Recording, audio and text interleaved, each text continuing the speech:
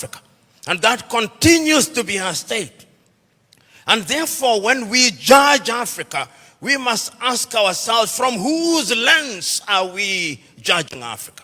When in 1965, the Osagie for Kwame Nkrumah wrote the book, Neo-Colonialism, the Last Stage of Imperialism, and the Most Dangerous, he was right, and he was overthrown for it, because the colonizer left but never left.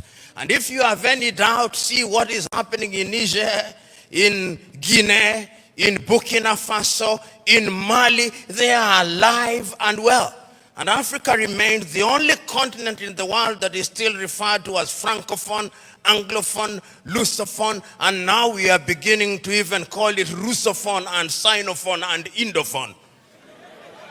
There is a sense in which we must never forget this, so that when we are judging Africa, we ought to judge her on the basis and upon the realization that the headwinds that stand on our path are numerous, and that there is no shortage of fifth columnists within our ranks. The SMO spoke, and if the SMO were to speak a little longer, he would have reminded you of what Chinua Achebe said in Things Fall Apart, that they came and put the things that held us together, and we can no longer reason as one. And he said, we may have sent the white man away, but what about our brothers whose minds they have infected and infested? And there is no shortage of them. So Africa can and will arise. And if you look at the continent of Africa, she has always been conscious of the need to do right things. And if you look at the continent since 1963, and I can remember this so very vividly, I can remember Kwame Nkrumah in 1957 on the 6th of March saying, the freedom of Ghana means nothing if the rest of Africa is not free. He says the same thing in 1958. He repeats the same thing in 1960 in Casablanca, Morocco. He repeats it again on 25th of May, 1963 in Addis Ababa, Ethiopia, where he tells the 32 heads of states gathered there, we must live here with one army. We must live here with one currency. We must live here with one foreign policy coordinated. And I even suggest that we can have a capital, and I suggest Bangui in Central African Republic because it is the most central, but we listen to him not. After that, of course, we have had our gains.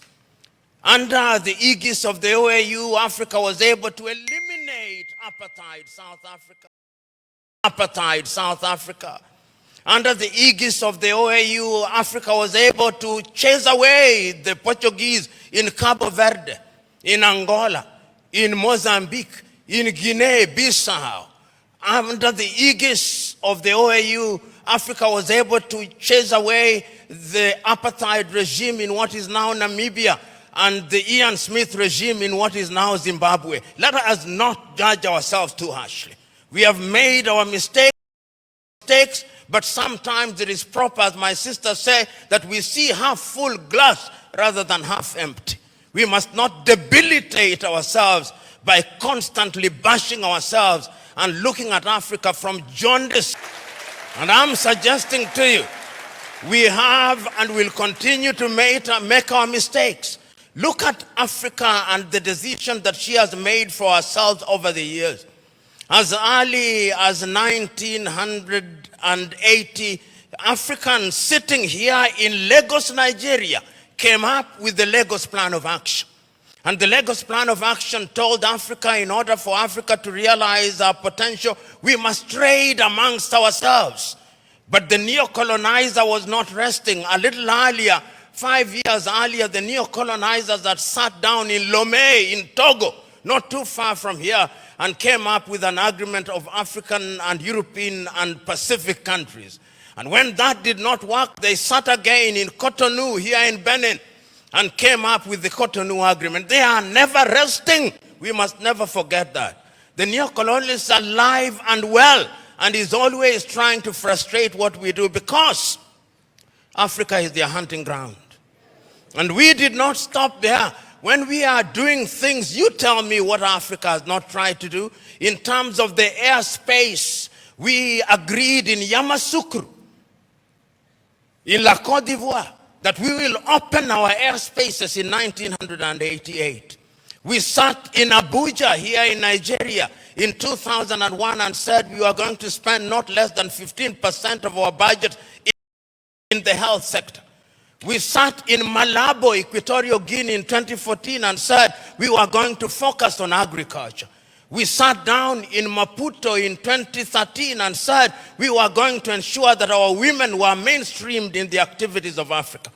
We sat down in Abuja in 2013, in 2014 and said we were going to have free movement of people, and once again sat down in Kigali, Rwanda 2018 and said we were going to eliminate visas. We sat down in Abuja and said that we were going to silence the guns in 2013. We did not.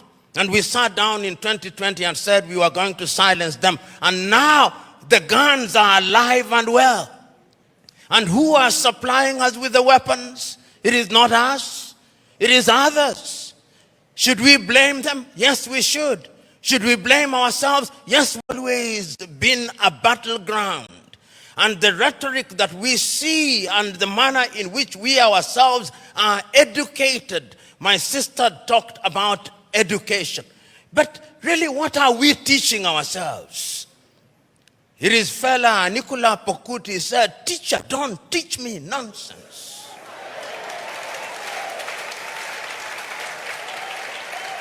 And I'm suggesting to us that most of us, including most of us who are here, we are so very thoroughly miseducated that what we must do is to unlearn the burden that we have in our mind. Those of us who are lawyers, when do we feel happiest? When we cite an English authority to determine a land case in Abeokuta. When we talk about the reasonable man, we don't talk about the reasonable man in a keke, in a papa. We talk about the reasonable man being the man in the Clapham omnibus in London, England. That is how miseducated we are. And until we are re-educated, we who are present here are part of the danger to Africa. Because even in our unguarded moments, I went several years ago to the university at Harvard and talking to students, and one of them said that Harvard was the best school in law, in teaching of law. I said, whose law? Nigerian law? Ugandan law? Zimbabwean law? They can only be best in teaching their law, not ours. And I've seen we who are in this space of education, somebody spends 6 years at Unilag, and when they go to Harvard or Stanford for 3 weeks for a short course where they spend most of the time taking tea, he comes back and says, an alumni of Harvard.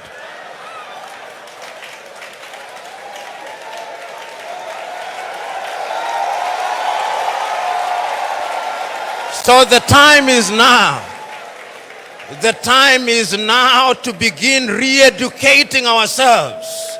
The time is now to exercise the ghost of low self-esteem. You know, Africa has many things. We have talked about our mineral resources. We've talked about our arable land. We have talked about many things, but from where I sit, the greatest African resource is the human resource. You know, Africa has been so wronged by other civilizations. We were the enablers of the first industrial revolution. When our ancestors were taken to work in the farms in Europe, we enabled that revolution. Right now, we are enabling the fourth industrial revolution and the fifth industrial revolution. That is why they have talent visas, because they are taking our talent. If it is not nurses, it is our IT gurus. If it is not our IT gurus, it is our engineers. And we are gleefully letting them away. I see our heads of state saying, we have signed a contract to take our workers to Saudi Arabia, modern day slavery.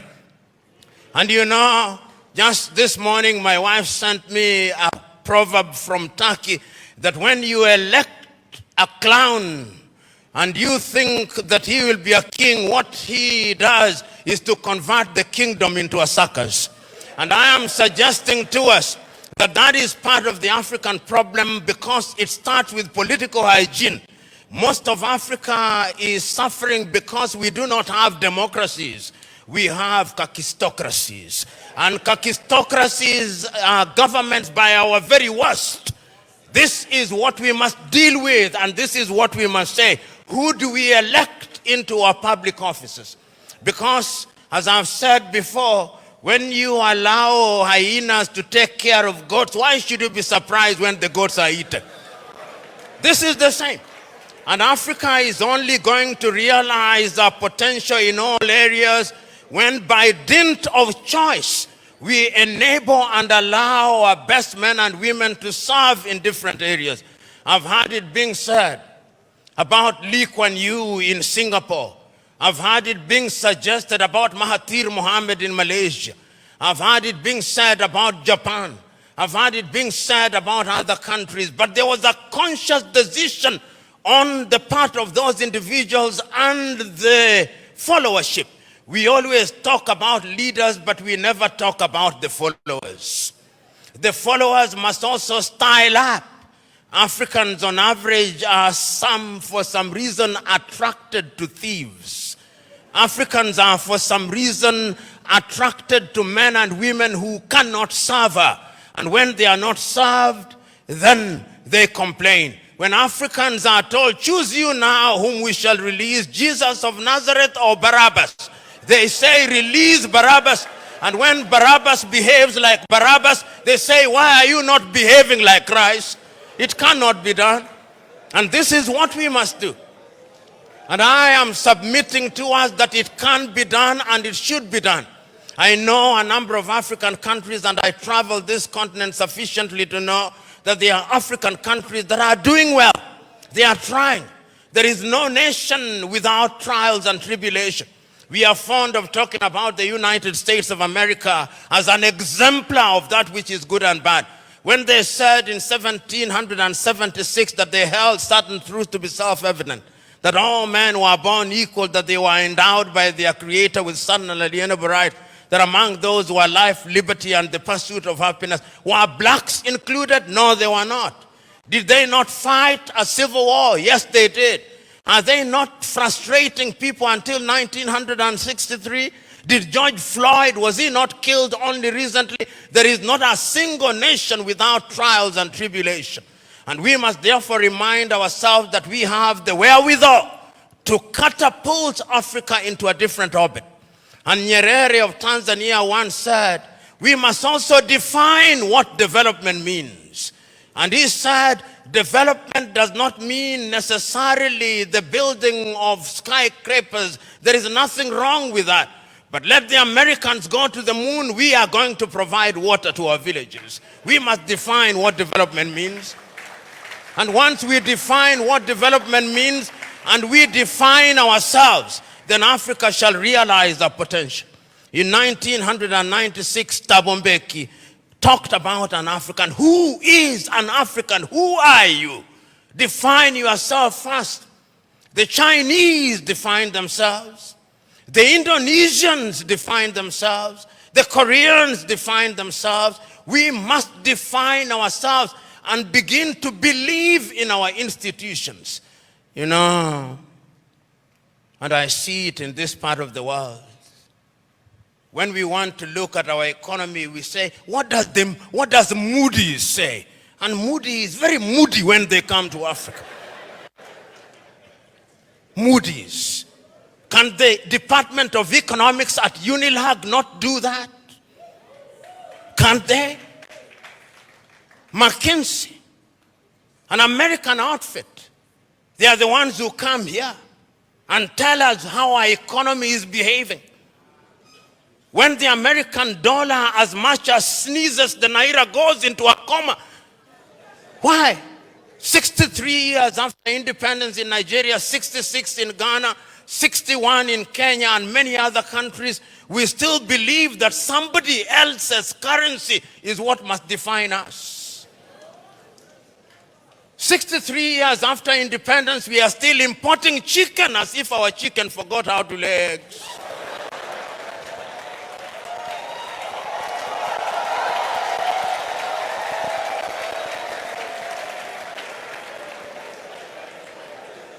The time is now for Africa to ask fundamental questions. Because if you ask the wrong questions, you'll get the wrong answers. And I'm suggesting to us that Africa is already asking those questions. You know, in the year 2013, African heads of states and government sat in Addis Ababa, Ethiopia. That was during the chairmanship of South Africa's Nkosazana and Dlamini Zuma. And they decided that we can no longer continue to live in this muck and mire. Africa must know progress. And they came up with Africa Agenda 2063. My sister spoke to it so very ably and eloquently and passionately. What we don't say is that during that week, Nkosazana and Dlamini Zuma wrote an apology letter to Kwame Nkrumah, telling Kwame, we apologize. What we are doing now, you saw in 1963. A house divided against itself cannot stand. Now we are living through Africa Agenda 2063. We are living through the Sustainable Development Goals. And I'm not a Jewish prophet nor related to one, but I can confirm to you we will not fulfill any one of them. You cannot, in the nature of things, engage the reverse gear and then think you'll reach your destination. You cannot. And that is what most African countries have done. So the time is now, as the cliche goes, when you are in a hole, you stop digging. And Africa must stop digging. And if we stop digging and we look at what we have, Africa Continental Free Trade Area says that we are going to trade amongst ourselves in the world. Africa trades ourselves at best at 20%. Europe at about 70%, North America possibly 65%, Asia now going to 60%, Latin America going to 55%, Africa 20%. What must we do? We must stop certain things that stand in our way. Conflict. Look at Africa as I speak to you. Look at Sudan. For the last 2 months, there is no economic activity in Sudan. They are destroying what they once built. Even if you wanted to trade, who do you trade with? Generating as at now 2.5 million refugees. I do not hear the voices of African leaders, no. Their silence is eloquent. And when they speak mutedly in sanitized languages, and people are dying. Children who ought to be vaccinated in Sudan are not getting vaccinated. Here in your neighborhood in Cameroon, children have not gone to school for the last many years. Conflict. In northern Mali, the country is divided de facto into two. In the Democratic Republic of Congo, 120 armed groups, yet it is the busiest airspace in the continent of Africa. Minerals are being taken away to Europe and America. Central African Republic, the same. Libya, the same. Several months ago, I wrote to the chair of the African Union and to all African heads of state and said, convene a meeting with only one agenda item. What can we do to save Africa from this slide? Only 4 replied. That is the state of the continent of Africa. We must deal with the basic things. We must solve conflict. We must change our governance. Because if we don't deal with the question of governance, we are going nowhere. Africa has become a continent where after every election there is conflict, because the pursuit of power is the cutthroat competition where throats are actually cut. And when the SMO was here and he consulted the oracles, he discovered that we have a problem in that direction. And that the sooner we resolve that, the safer we will be. Africa can rise and Africa will rise. But it's not going to rise by prayer and fasting. We must pray and fast, but it will not happen. Because the last time I checked, even those of you are believers, when Abraham was taken from Ur of the Chaldeans and given Canaan, it was not on a silver platter. He had to fight the Canaanites. He had to fight the Philistines. That is the nature of divine instruction. Go ye and subdue the world by the sweat of thy brow. The kitchen where they make manna was closed. Manna will no longer come. Because you must now make your manna. And it is our duty, therefore, as Africans to begin to rethink the younger generation. You know, there is a saying in Chichewa in Malawi, that more precious than our children are our children's children. So when we are doing these things, we must remind ourselves that we are doing for this generation and generations yet to be born. When my good sister was speaking, she started in 1969 about the education. We were alive. Then you came to the year 2023 and we are alive. But when you came to the year 2077, knowing as we do that we are not immortal, we shall be assumed into heaven. Some of you who will be alive, you will be old and possibly stupid and not very useful to anybody. It is intergenerational. So, brethren, what we must now do is to ask ourselves, then what do we do? Beyond the rhetoric, what do we do? And what is beautiful in Africa now, not only in the continent of Africa, is that there is the consciousness. You know, I'm in a church setting, and sometimes it is good to remind you, for those of you who believe and believe rightly, even in the Bible, sometimes those who are saying the right things think that they are the only ones, thinking in silo.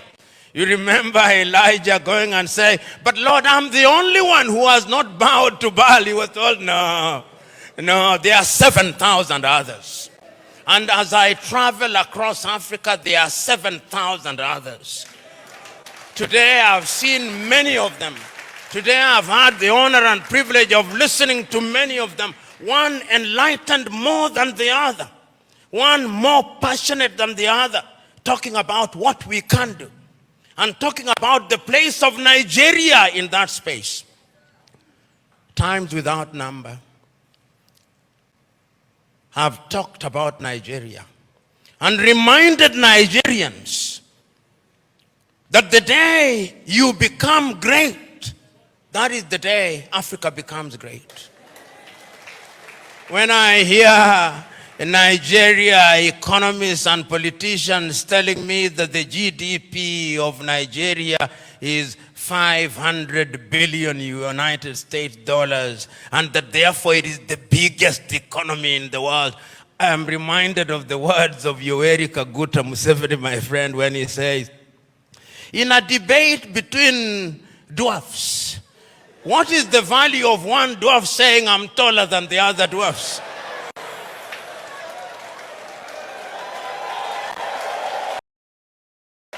This Nigeria is capable in 5 years of becoming a 3 trillion GDP economy. The fundamentals are there. Talk of human resource. And I think it is my sister. You go to anywhere in the world. Tell me. Engineering, artificial intelligence, space, Nigerians. The saying goes, if you go to any part of the world and you do not find a Nigerian, run away from there. Because there is nothing to be done there. It is these Nigerians who will move the country.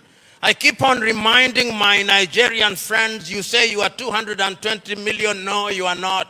I suspect you are 300 million. And if my suspicion is correct, you owe this region and this continent the talent. You know, when people talk about instability in Nigeria, I ask them, can you handle refugees from Nigeria? Can you? You cannot. They'll overwhelm the entire West Africa. So it is in Africans' genuine desire that Nigeria remains great and becomes great. All the ingredients are there. Writing in 1983, Chinua Achebe, in his book, The Trouble with Nigeria, said that it is simply and squarely a problem of leadership. That is an African problem, and I also want to say it is also a problem of followership. Before the Ezemwe started speaking, he talked about what is expected of him in the village. When you are appointed into a public office in Africa, they actually expect you to be a thief. And if you don't steal, they say you are not wise. So in the minds of many people in Africa, Abuja and Lagos are hunting grounds where they send their sons and daughters to steal, to take antelopes, which they share in the village. That thinking must change. Because service for humanity is what we must look at. And I have no doubt in my mind that Africa can do it. When I look at Africa and I look at Nigeria, I see an Africa that is capable of rising because our sons and daughters now present in the continent and even in the diaspora. You go and see the Africans in the diaspora, whether they are in Antigua and Barbuda, and my good friend here, the ambassador of Antigua and Barbuda, Wallace Williams, Trinidad and Tobago, will agree with me in that regard. You go to St. Vincent's and Grenadines, you go to Jamaica, everybody now wants to come and invest in Africa.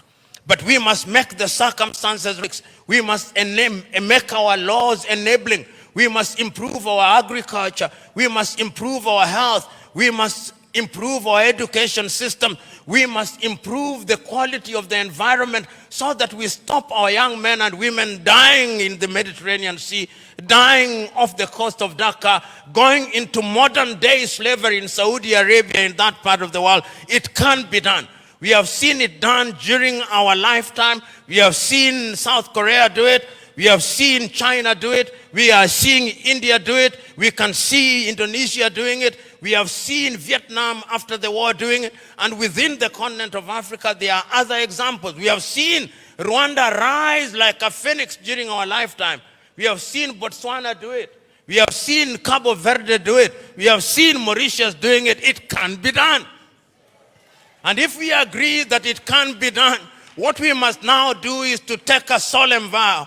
And that solemn vow must come from these words spoken by Julius Kambarage Nyerere on the 6th day of March 1997 in Accra, Ghana, when he was called upon to be the guest on the 40th anniversary of Ghana's independence. This is what he said, and I say this, then I shut up and sit down. Mwalimu said, when Kwame Nkrumah told us in 1963 that we ought to unite, we agreed with him. And we did not for one moment believe that unity in and of itself will solve our problems. What we believe that unity will make our voices as Africans to be respected. Because the rest of the world is not bothered about our Ghanaianness or our Tanzanianness. He did not say this, but I'm adding, but our Nigerianness or Ugandanness. The rest of the world only knows about Africa. The time is now. Our generation fought the colonialists and brought what we thought was independence, but they gave us the crown without the jewels. But of all the sins that we have committed, there is a single sin that we must never commit. The sin of giving up, the sin of despair. And each one of us must remember that we have a role to play. We have a role to play because if the ocean is to exist, the droplets must be good. If the forest is to exist, the trees must be good. Play your part and let the results be the testimony of your efforts. God bless you.